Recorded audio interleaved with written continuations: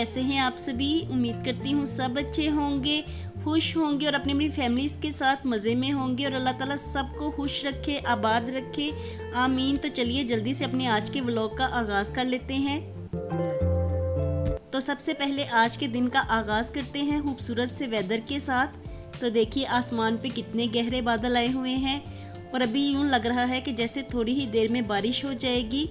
तो वेदर आज सुबह सुबह ही क्लाउडी हो गया है और जब सुबह उठते साथ ही ऐसा क्लाउडी वेदर देखने को मिले तो बहुत ही ज़्यादा राहत मिलती है, बहुत ही सुकून मिलता है और मुझे ऐसा वेदर देखने को बहुत ही अच्छा लगता है। और इतने खूबसूरत मौसम में चलिए जल्दी से किचन में चलते हैं और किचन में हम फ़ौरन से ही अपना मिल्क शेक बना लेते हैं, क्योंकि सुबह सुबह आजकल कोई भी ठंडी चीज़ पीने को दिल करता है, क्योंकि गर्मी बहुत ही शदीद है। वैसे तो 2-3 दिन हो गए हैं मुसलसल बारिश भी हो रही है और क्लाउडी वेदर भी बन जाता है, कभी विंडी भी हो जाता है। तो आजकल गर्मी थोड़ी सी कम हुई हुई है, लेकिन जैसे ही थोड़ी सी बारिश होती है ना तो हब्स ज़्यादा हो जाता है। तो बस जी अल्हम्दुलिल्लाह आजकल मौसम थोड़ा सा अच्छा हो गया है और अच्छा मौसम देखते हुए मैंने जल्दी से मिल्क शेक बना लिया है। तो पहले हम अपना मिल्क शेक पी लेंगे, उसके बाद फिर अपना ब्रेकफास्ट करते हैं। और मिल्क शेक पीने के बाद ना काफ़ी देर कुछ खाने को जी नहीं चाहता, थोड़ा सा यूँ लगता है कि जैसे मन भर गया हो।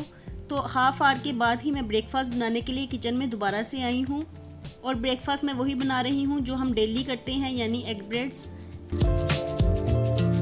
तो आज ब्रेकफास्ट बनाने में अम्मी भी मेरी हेल्प करवा रही हैं, क्योंकि कल रात में हमारे घर गेस्ट आए हुए थे तो काफ़ी लेट नाइट ही वो लोग वापस गए।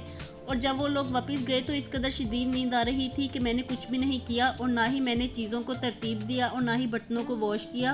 तो रात को मैं बर्तन वैसे ही रख के सो गई और सुबह मैं मॉर्निंग में जल्दी से बर्तनों को वॉश कर रही थी। तो इतनी देर में अम्मी भी किचन में आ गई और वो नाश्ता बनाने लगी और अब मेरे बर्तन भी वॉश हो गए थे और अम्मी ब्रेकफास्ट बना रही थी। तो जल्दी से अम्मी की हेल्प करवाते हुए मैं भी साथ में नाश्ता बना दूंगी। तो अब हम लोग जल्दी से अपना ब्रेकफास्ट बना लेते हैं। और मैं अम्मी से कह रही थी कि मेरे बर्तन बस धुल ही गए हैं तो मैं ब्रेकफास्ट बनाने लगी हूँ, आप रहने दें। तो वो कहने लगी कि मैं भी तो फ्री ही बैठी हुई थी तो मैंने सोचा कि तुम्हारी हेल्प ही करवा दूँ। तो माएँ जो होती हैं ना, अल्हम्दुलिल्लाह माएँ बहुत स्वीट होती हैं, सबकी माएँ ही बहुत स्वीट होती हैं और माशाल्लाह से मेरी माँ भी बहुत स्वीट है अल्हम्दुलिल्लाह। तो माएँ जो होती हैं ना, माएँ अनमोल होती हैं, जो बोलने से पहले ही समझ जाती हैं कि औलाद के दिल में क्या है। तो ना तो कोई माँ जैसा होता है और ना ही कोई माँ जैसा दिल रखता है।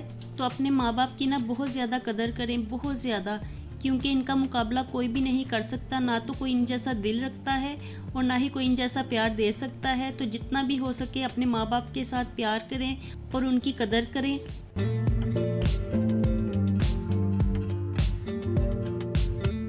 तो यहाँ पे ना हम दोनों ने मिलजुल के ब्रेकफास्ट बना लिया है और जब भी मैं एग्स को फ्राई करती हूँ तो इनको थोड़ी देर के लिए फ्राई पैन पे ही पड़ा रहने देती हूँ ताकि वो थोड़े से क्रिस्पी हो जाएं, क्योंकि क्रिस्पी एग्स खाने में मेरे बच्चों को अच्छे लगते हैं।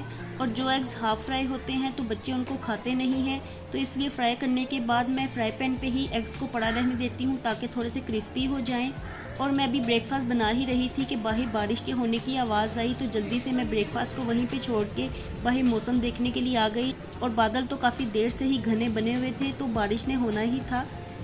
तो बारिश को देख के मैं वापस किचन में आ गई और फिर मैं बच्चों को बारी बारी बुलाने लगी ताकि वो अपना ब्रेकफास्ट पकड़ के ले जाएं, क्योंकि अंडे जो होते हैं ना वो गरम गरम ही खाने में अच्छे लगते हैं और अगर अंडे थोड़े से ठंडे हो जाएं तो खाने में बिल्कुल अच्छे नहीं लगते।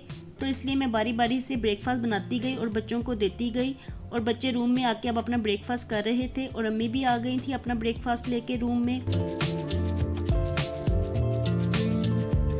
तो अल्हम्दुलिल्लाह जी आज का हमारा ब्रेकफास्ट तैयार हो गया है और अम्मी ने और मैंने मिलके ब्रेकफास्ट बना लिया था और साथ में चाय भी बना ली थी। और अब मैं रूम में आ गई हूँ अपना ब्रेकफास्ट लेके और यहाँ पे बैठ के अब मैं आराम से अपना ब्रेकफास्ट करने लगी हूँ और साथ साथ मैं थोड़ा सा टीवी भी देखूँगी, क्योंकि मॉर्निंग में थोड़ा सा टीवी देखना मुझे अच्छा लगता है।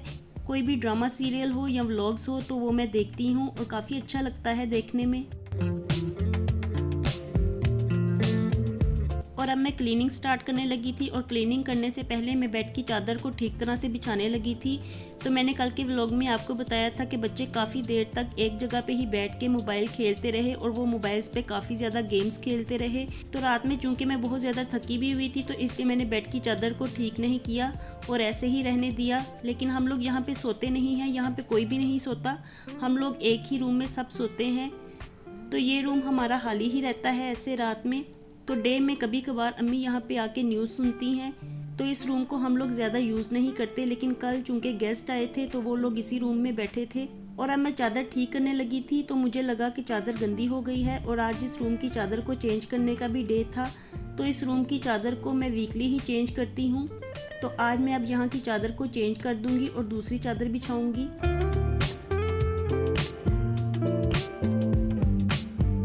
और लास्ट डेज में ऐसा हुआ था कि दराज सेल पे बेडशीट्स अवेलेबल थी, तो मैंने वहाँ से 2 बेडशीट्स का सेट मंगवाया था और ये वही है। और अल्हम्दुलिल्लाह इनका साइज़ काफ़ी बड़ा है, किंग साइज़ हैं ये, और इनके पिलोज़ भी काफ़ी बड़े हैं।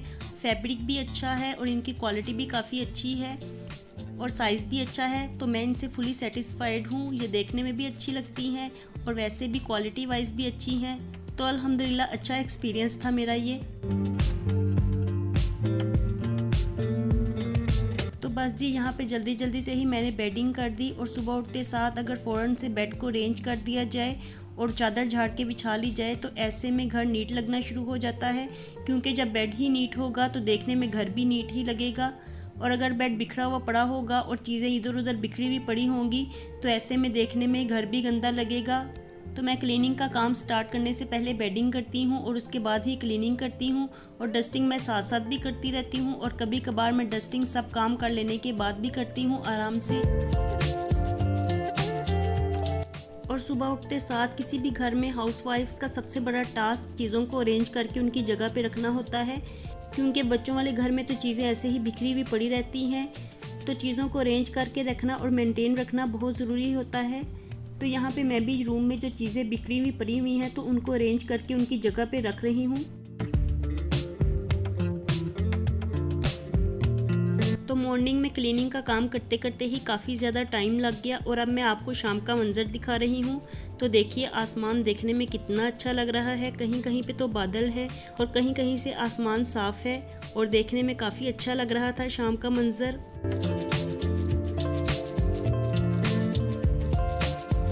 और अब मैं किचन में आ गई हूँ और यहाँ पे मैं अपने लिए चाय बना रही हूँ। तो आज सिर्फ मैं ही चाय पीने लगी हूँ इवनिंग में, तो इसलिए बस मैं अपना ही कप बनाऊँगी। क्योंकि आज कुछ ऐसा हुआ कि मॉर्निंग में दूध वाले भाई नहीं आए, तो जिसकी वजह से हमारे पास आज दूध भी कम था। तो इसलिए बस अब मैं अपनी ही चाय बनाऊँगी क्योंकि मेरे पास सिर्फ इतना ही दूध पड़ा हुआ था। और जब कभी बारिश होती है तो ऐसे में दूध वाले भाई नहीं आते, तो उस दिन खुद ही जाके दूध लाना पड़ता है। और आज मैं कुछ आलस ही कर गई और मैं बाहर जा ही नहीं सकी क्योंकि मार्केट का भी कोई काम नहीं था। तो इसलिए मुझे थोड़ी सी सुस्ती आ गई और मैंने रहने ही दिया। तो मैं यही सोचने लगी कि अब कल मॉर्निंग में दूध आ जाएगा, तो अब रात ही होने वाली है तो अब रहने ही देते हैं। तो इसलिए थोड़ा सा आलस ही कर गई मैं। और वैसे भी बारिश की वजह से भी मैं थोड़ी सी सुस्ती कर गई। तो चलिए जी, कभी कभी ऐसे भी हो जाता है। और बस यहाँ पे मेरी चाय बन के तैयार हो गई है। और मुर्तज़ा मुझे काफ़ी दिनों से कह रहा था कि मुझे ग्रेप्स खाने हैं, क्योंकि उसको ग्रेप्स खाने में बहुत ही अच्छे लगते हैं और ये काफ़ी ज़्यादा मीठे भी हैं। तो इनको मैं कल लेके आई थी जब मैं अरीबा को ड्रॉप करने के लिए गई थी सेंटर में पेपर देने के लिए।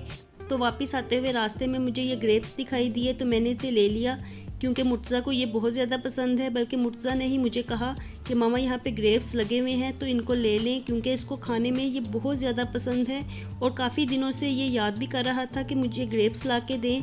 तो आज जब मुझे दिखाई दिए तो मैंने इन्हें ले लिया और ये काफ़ी ज़्यादा मीठे हैं, खट्टे बिल्कुल नहीं हैं। और चाय पीने के बाद मैं फ़ौरन ही किचन में आ गई थी क्योंकि मुझे डिनर की तैयारी करनी थी। तो सबसे पहले मैं आटा भिगो के रख दूंगी। तो आटा आजकल मैं छान के इस्तेमाल करती हूँ क्योंकि बरसात का मौसम है तो आटे में छोटे छोटे से कीड़े पड़ जाते हैं, तो इसलिए आटा आजकल छान के ही इस्तेमाल करना चाहिए।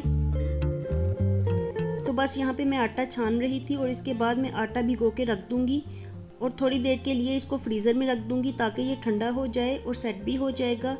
और 10 मिनट के लिए इसको मैं फ्रीज़र में ही पड़ा रहने दूंगी, तो ऐसे ये ठंडा भी हो जाएगा और सेट भी हो जाएगा। और फिर बाद में मैं इसको थोड़ा सा गूंद दूंगी, तो ऐसे में बड़ा ही अच्छा आटा मुलायम सा गूंद के तैयार हो जाता है।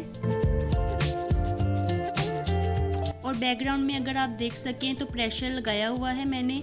तो मैंने आटा गूंदने से पहले कीमा गलने के लिए रख दिया था, इसमें सब स्पाइसेस ऐड कर दिए थे और इसे गलने के लिए रख दिया था ताकि जितनी देर में आटा मैं गूंद के तैयार कर लूँगी उतनी देर में ही कीमा भी गल जाएगा। तो मैं इसमें आलू डाल लूँगी। आटा मैंने हाफ गूंद लिया है, यानी इसको भिगो के रख लिया है और अब मैं इसको 10 से 15 मिनट का रेस्ट दूंगी। और अब कीमा अच्छी तरह से गल गया था तो मैं इसमें आलू डाल दूंगी। इससे पहले इसमें मैंने थोड़े से मटर डाले थे, क्योंकि आज कोई कह रहा था कि हमें मटर कीमा खाना है, कोई कह रहा था कि हमें आलू कीमा खाना है, तो इसलिए मैंने सबकी चॉइसेस को देखते हुए मटर भी ऐड कर दिए हैं और साथ ही आलू भी ऐड कर दिए हैं। और अब मैं आलू काट रही थी। वैसे असल बात तो ये थी कि आज मेरे पास मटर भी कम थे और आलू भी कम थे, तो दोनों चीज़ों को मिक्स करके ही कोई खाना बनाया जा सकता था, वरना सेपरेटली कोई भी चीज़ पूरी नहीं होनी थी खाने में। ना ही मटर इतने ज़्यादा थे कि वो पूरे हो जाते और ना ही मेरे पास आलू काफ़ी थे, तो इसलिए भी मैंने दोनों चीज़ों को मिक्स कर दिया। तो आलू मैंने ऐड कर दिए हैं और अब आटा भी अच्छी तरह से ठंडा हो गया था, तो मैं इसे थोड़ी देर के लिए गूंद के फ्रिज में ठंडा होने के लिए रख दूँगी, ताकि जितनी देर में हमारा खाना पक के तैयार होगा उतनी देर में आटा भी सेट हो जाएगा। और जो आटा गूंद के रेस्ट पे रखा जाए तो उसकी रोटियां खाने में बहुत ज़्यादा नरम होती हैं, तो इसलिए रोटियां पकाने से आधा घंटा पहले मैं आटा गूंद के रेस्ट पे रख देती हूँ, ताकि ये अच्छी तरह से सेट हो जाए और इसकी नरम नरम सी रोटियां पक के तैयार हों।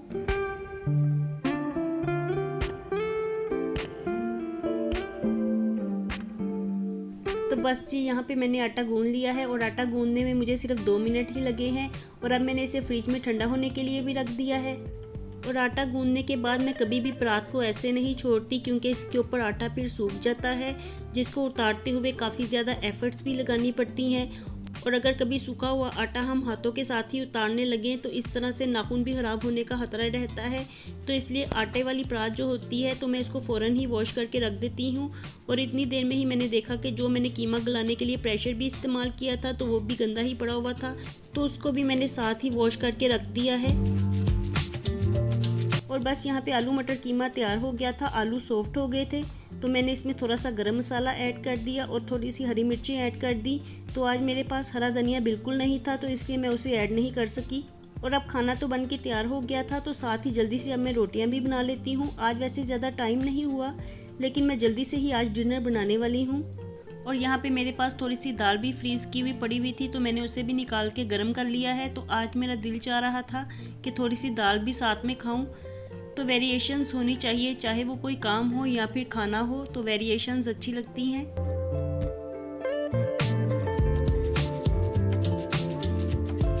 तो अल्हम्दुलिल्लाह आज का हमारा मज़ेदार सा डिनर तैयार हो गया है और हमारी नरम नरम सी रोटियां भी पक के तैयार हो गई हैं। तो जल्दी से अब मैं अपना डिनर करती हूँ और साथ में सर्व भी करती हूँ। और अपने आज के व्लॉग का मैं यहीं पे एंड करती हूँ। तो खुश रहिए जी, शाद रहिए, आबाद रहिए। Thanks for watching. अल्लाह हाफिज़।